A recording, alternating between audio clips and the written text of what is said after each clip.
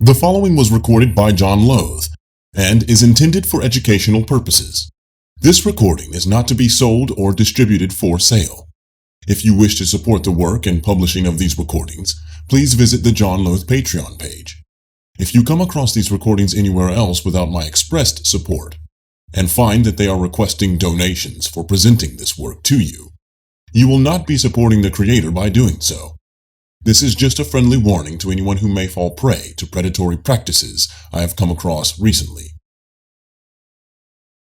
The Grand Chessboard by Zbigniew Brzezinski. Chapter 4, Part 3. The Dilemma of the One Alternative. Russia's only real geostrategic option, the option that could give Russia a realistic international role and also maximize the opportunity of transforming and socially modernizing itself, is Europe. And not just any Europe, but the transatlantic Europe of the enlarging EU and NATO. Such a Europe is taking shape, as we have seen in Chapter 3, and it is also likely to remain linked closely to America. That is the Europe to which Russia will have to relate, if it is to avoid dangerous geopolitical isolation. For America, Russia is much too weak to be a partner, but still too strong to be simply its patient. It is more likely to become a problem unless America fosters a setting that helps to convince the Russians that the best choice for their country is an increasingly organic connection with a transatlantic Europe. Although a long-term Russo-Chinese and Russo-Iranian strategic alliance is not likely, it is obviously important for America to avoid policies that could distract Russia from making the needed geopolitical choice. To the extent possible, American relations with China and Iran should therefore be formulated with their impact on Russian geopolitical calculations also kept in mind. Perpetuating illusions regarding grand geostrategic options can only delay the historic choice that Russia must make in order to bring to an end its deep malaise. Only a Russia that is willing to accept the new realities of Europe, both economic and geopolitical, will be able to benefit, internally, from the enlarging scope of transatlantic European cooperation in commerce, communications, investment, and education. Russia's participation in the Council of Europe is thus a step very much in the right direction.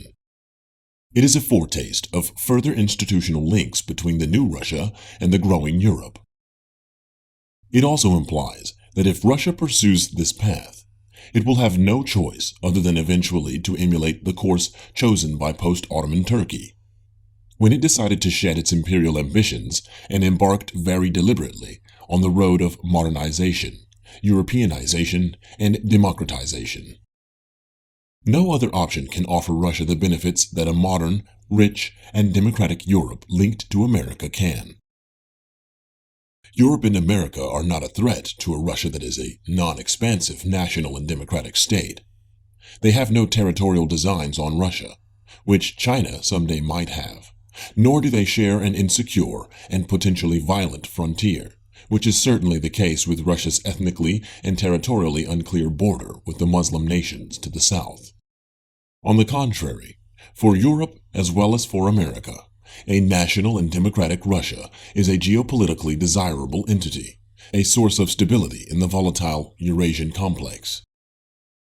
Russia consequently faces the dilemma that the choice in favor of Europe and America, in order for it to yield tangible benefits, requires, first of all, a clear-cut abjuration of the imperial past, and, second, no tergiversation regarding the enlarging Europe's political and security links with America.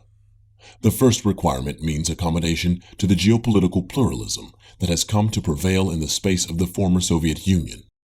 Such accommodation does not exclude economic cooperation, rather on the model of the old European free trade area, but it cannot include limits on the political sovereignty of the new states, for the simple reason that they do not wish it. Most important, in that respect, is the need for clear and unambiguous acceptance by Russia of Ukraine's separate existence, of its borders, and of its distinctive national identity. The second requirement may be even more difficult to swallow.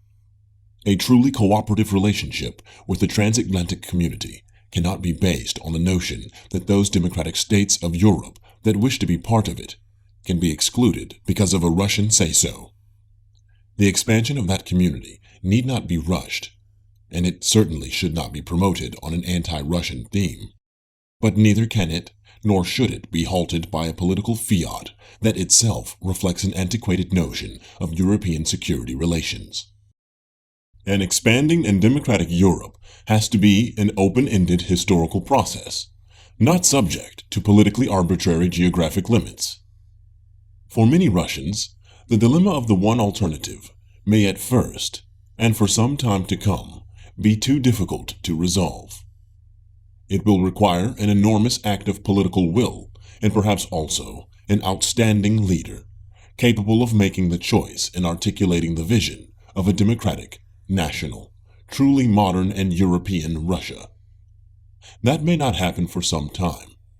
Overcoming the post-communist and post-imperial crisis will require not only more time than is the case with the post-communist transformation of Central Europe, but also the emergence of a far-sighted and stable political leadership. No Russian Ataturk is now in sight. Nonetheless, Russians will eventually have to come to recognize that Russia's national redefinition is not an act of capitulation, but one of liberation. They will have to accept that what Yeltsin said in Kiev in 1990 about a non-imperial future for Russia was absolutely on the mark. And a genuinely non-imperial Russia will still be a great power, spanning Eurasia, the world's largest territorial unit by far. In any case, a redefinition of what is Russia and where is Russia will probably occur only by stages, and it will require a wise and firm Western posture. America and Europe will have to help.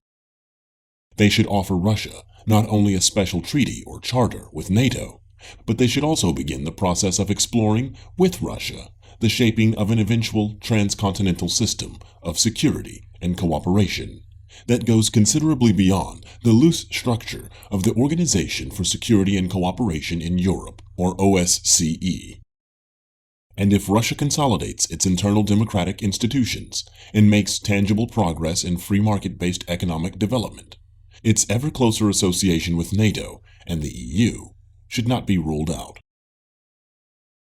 At the same time, it is equally important for the West, especially for America, to pursue policies that perpetuate the dilemma of the one alternative for Russia. The political and economic stabilization of the new post-Soviet states is a major factor in necessitating Russia's historical redefinition. Hence, support for the new post-Soviet states, for geopolitical pluralism in the space of the former Soviet Empire, has to be an integral part of a policy designed to induce Russia to exercise unambiguously its European option. Among these states, 3 are geopolitically especially important: Azerbaijan, Uzbekistan, and Ukraine. An independent Azerbaijan can serve as a corridor for Western access to the energy-rich Caspian Sea basin and Central Asia. Conversely, a subdued Azerbaijan would mean that Central Asia can be sealed off from the outside world and thus rendered politically vulnerable to Russian pressures for reintegration. Uzbekistan, nationally the most vital and the most populous of the Central Asian states, represents a major obstacle to any renewed Russian control over the region. Its independence is critical to the survival of the other Central Asian states, and it is the least vulnerable to Russian pressures. Most important, however, is Ukraine. As the EU and NATO expand, Ukraine will eventually be in the position to choose whether it wishes to be part of either organization. It is likely that, in order to reinforce its separate status, Ukraine will wish to join both, once they border upon it and once its own internal transformation begins to qualify it for membership. Although that will take time, it is not too early for the West, while further enhancing its economic and security ties with Kiev, to begin pointing to the decade 2005 to 2015 as a reasonable time frame for the initiation of Ukraine's progressive inclusion, thereby reducing the risk that the Ukrainians may fear that Europe's expansion will halt on the Polish-Ukrainian border. Russia, despite its protestations, is likely to acquiesce in the expansion of NATO in 1999 to include several Central European countries, because the cultural and social gap between Russia and Central Europe has widened so much since the fall of communism. By contrast, Russia will find it incomparably harder to acquiesce in Ukraine's ascension to NATO, for to do so would be to acknowledge that Ukraine's destiny is no longer organically linked to Russia's. Yet, if Ukraine is to survive as an independent state, it will have to become part of Central Europe rather than Eurasia, and if it is to be part of Central Europe, then it will have to partake fully of Central Europe's links to NATO and the European Union. Russia's acceptance of these links would then define Russia's own decision to be also truly part of Europe. Russia's refusal would be tantamount to the rejection of Europe in favor of a solitary Eurasian identity and existence. The key point to bear in mind is that Russia cannot be in Europe without Ukraine also being in Europe, whereas Ukraine can be in Europe without Russia being in Europe. Assuming that Russia decides to cast its lot with Europe, it follows that ultimately it is in Russia's own interest that Ukraine be included in the expanding European structures. Indeed, Ukraine's relationship to Europe could be the turning point for Russia itself. But that also means that the defining moment for Russia's relationship to Europe is still some time off. Defining, in the sense that Ukraine's choice in favor of Europe will bring to a head Russia's decision regarding the next phase of its history, either to be part of Europe as well, or to become a Eurasian outcast, neither truly Europe nor Asia, and mired in its near-abroad conflicts. It is to be hoped that a cooperative relationship between an enlarging Europe and Russia can move from formal bilateral links to more organic and binding economic, political, and security ties. In that manner, in the course of the first 2 decades of the next century, Russia could increasingly become an integral part of a Europe that embraces not only Ukraine, but reaches to the Urals and even beyond. An association, or even some form of membership for Russia in the European and transatlantic structures, would in turn open the doors to the inclusion of the 3 Caucasian countries, Georgia, Armenia, and Azerbaijan, that so desperately aspire to a European connection. One cannot predict how fast that process can move, but one thing is certain. It will move faster if a geopolitical context is shaped that propels Russia in that direction, while foreclosing other temptations. And the faster Russia moves towards Europe, the sooner the black hole of Eurasia will be filled by a society that is increasingly modern and democratic. Indeed, for Russia, the dilemma of the one alternative is no longer a matter of making a geopolitical choice, but of facing up to the imperatives of survival.